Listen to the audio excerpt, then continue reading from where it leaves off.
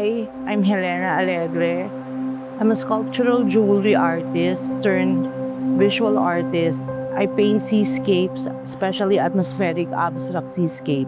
I paint seascapes to show how beautiful and calm the seas are.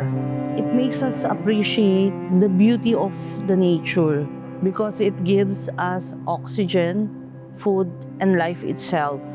I want to transmute this positive energy to the viewer that we should be mindful in taking care of the environment, especially to the new generations. We have to be mindful in using less plastic and mindful in proper waste disposals. Hi, I would like to invite everyone on July 24 to 25 at PlasticCon 2025, happening at new MSI building, QP Diliman. See you there! Ako si Helena, isang artista, Isa pong artista, Isang artista isang artista, isang artista isang artista isang artista para sa kalikasan.